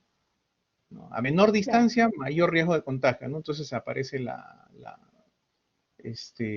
ascendencia, ¿no? Este, bueno, hay dos comentarios que básicamente son dos felicitaciones. Mauricio Ruiz dice que estuvo interesante, si has pensado sacar un artículo sobre esto. Y Juan Manuel Aguilar, que dice excelente análisis y propuesta, incluyendo el modelo formulado, sobre lo presentado se abren muchas posibilidades de investigación. Felicitaciones, profesora. Y una pregunta que más bien la menciono al final porque tiene que ver con un poco abrir, esto se abre, ¿no? Hacia otros territorios, que fue lo que mencionaste al inicio, ¿no? Estimada Kay, buenas noches. ¿Qué le parecen los mensajes presidenciales sobre la pandemia del presidente Francisco Sagasti? Okay. En relación a la primera pregunta, sobre el artículo académico, sí, originalmente tenía planteado, tenía que tener más avances ya por escrito, pero en tanto era un corpus amplio y había muchas cosas para analizar, todavía he postergado un poco el materializarlo en artículo, pero sí era algo que estaba en mente, tratando de considerar tal vez ampliar o introducir algunos componentes teóricos adicionales. Precisamente el ejercicio de esta conferencia abre ideas, abre posibilidades de revisar lo que ya tenía planteado, ¿no? Para configurarlo, ¿no? ya formalmente y que se convierte en un artículo. En relación a los mensajes del presidente Sagasti, y saliendo en todo caso, ya que debo dar mi opinión, más que desde el plano semiótico, en todo caso, la opinión potencialmente esperada tendría que ver con un plano tal vez sociológico. Yo devolvería la pregunta, después de hacer una afirmación. Todos estamos de acuerdo en que potencialmente el presidente Sagasti no es muy buen comunicador, no es muy ordenado para expresarse, que a diferencia del presidente Vizcarra no ha estado presente en todos los mensajes a la nación. Y la pregunta en todo caso sería, ¿es indispensable que un presidente sea un excelente orador o un buen comunicador o que pueda dar con consistencia él mismo en su voz un mensaje pues de 40 minutos o una explicación de 1 hora o no? Y lógicamente vamos a tener opiniones diferentes. Algunos argumentarán que sí, que es parte del liderazgo que debe tener un presidente. Otros más bien ponderarán otro tipo de características. Sería deseable, pero no es indispensable.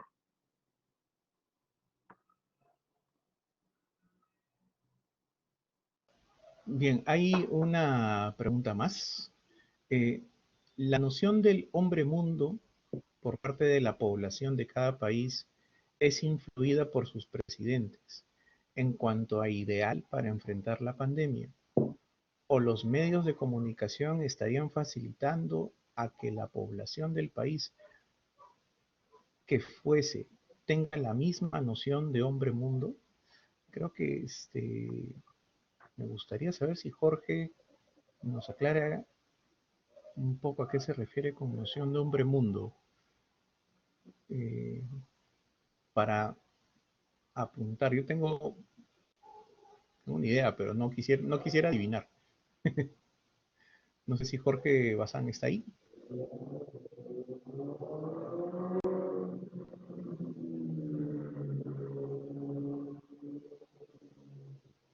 Sí, ¿a qué te refieres con la noción hombre-mundo? Porque hablas de la noción de hombre-mundo como algo que es influido por los presidentes o afectado por los medios, ¿no? Pero no me queda claro a qué te refieres. Eh, o sea, yo tengo entendido, el hombre mundo viene a ser ese ideal, eh, en este caso para cómo hacer, ¿me recuerda? Te escucho, ¿Sí te se escucho. escucha bien? Ah, ya. Como ese ideal para enfrentar la pandemia, por ejemplo, el utilizar mascarilla, el utilizar todos los protocolos, ¿no? De alguna manera es un ideal, ¿no? Que se ha establecido, ¿no? Eh, Ideal de ciudadano. pero no sé si, ajá, O sea, la pregunta es si el presidente mismo puede uh, plantearse como ideal de ciudadano a través de lo que dice.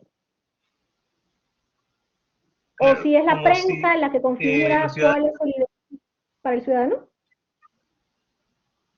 o sea, de alguna manera, como si el presidente de alguna manera fuese ese ideal, hay cierta ciudadanía que lo tome como ese ideal. Lo que pasa es que Eh, también es importante tener cuidado cuando pensamos en ciudadanía, porque la ciudadanía es muy diversa. Entonces, el ideal potencialmente que configuran distintos sectores de la población puede ser diferente. Ahora, si el presidente puede influir en cómo configura la población, pensándolo en general, un ideal, habría que ver también cuál es el presidente en cuestión. O sea, el presidente se está comportando realmente como líder aceptado, es un líder impuesto, cuánta posibilidad de llegada realmente tiene o tenía el presidente en cuestión en relación a la población para poder cambiar algo de cómo piensa, del imaginario de la población. Potencialmente, más bien, este ideal de ciudadano, que no es, ojo, no es solamente el ideal de ciudadano en pandemia. El ideal que nosotros tenemos de cómo debemos ser es previo a la pandemia y precisamente los vacíos en esos ideales son potencialmente los que habilitan a que haya tanta población que no pretende, en todo caso, pues, seguir con este ideal positivo que tienden a plantear presidentes como Vizcarra, ¿no? El ciudadano que cumple, que realmente es ciudadano, que es responsable y demás. Entonces, en casos como el peruano, nosotros vemos que hay ciudadanos cuyo ideal es efectivamente el ciudadano responsable, que cumple, que respeta las normas y demás. Y habrá otro contingente de la población más bien que ha hecho que su ideal no sea ese. No es que se están escapando de eso como ideal, sino que su ideal es distinto y potencialmente algo lejano a incluso a lo que nosotros podríamos concebir pues como la definición de ciudadano o de ciudadanía.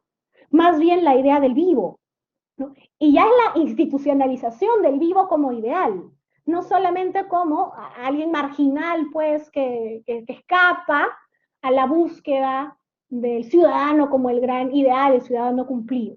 Ahora, no creo, pensando en particular en estos tres presidentes, que podamos atribuirle solamente al presidente y a sus mensajes la capacidad de una influencia trascendental, mayúscula en la población.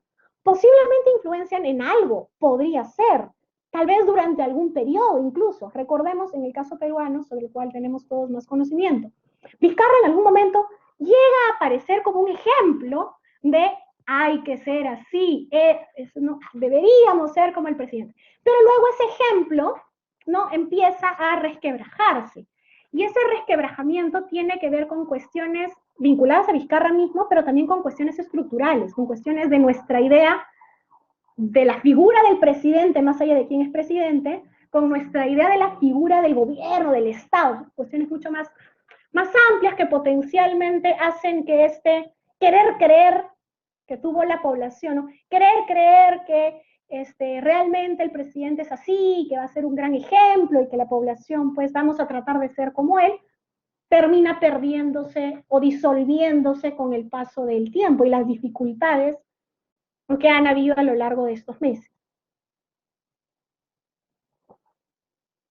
Yo quería añadir una idea nada más en torno a lo que eh, estás comentando y ha preguntado Jorge, ¿no? Y es bien interesante que eh, Vizcarra se convierte de alguna manera en un modelo por un breve momento, ¿no? O sea, pero es bien interesante, ¿no? Es el discurso de Vizcarra, o para decirlo al revés, es Vizcarra como discurso lo que se convierte en un modelo por un breve momento, ¿no? Es la construcción de Vizcarra sobre sí mismo en su discurso.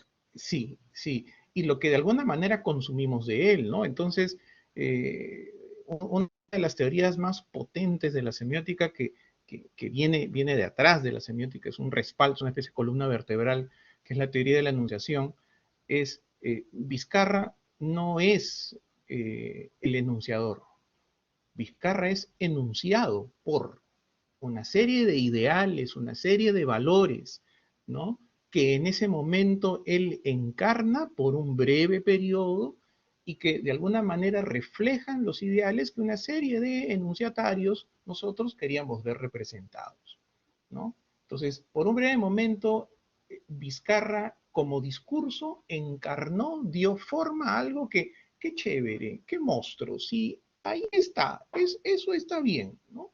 Pero después se desencarnó, su imagen se descorporeizó de ese ideal y el ideal quedó ahí sin forma, ¿no? Hasta que por un momento aún más breve, en mi opinión, lo encarnó Sagasti. Y digo aún más breve porque ese momento duró creo que 2 días, ¿no? Cuando lo nombraron presidente y después, creo que 2 días después se acabó el encanto, ¿no? Entonces, los presidentes son narradores más que enunciadores. Esa es una opinión mía, ¿no? Que sería bien interesante manejarlo como otro criterio para articularlo con tu trabajo, ¿no? Bueno, yo creo que lo vamos dejando acá, ya son, me pido disculpas con Mario, eh, porque ya nos va ganando la hora, y vamos cerrando la noche, es algo que, no sé, Solamente hay una persona en sala a quien le podría ceder la palabra si me la pide, pero creo que vamos despidiéndonos.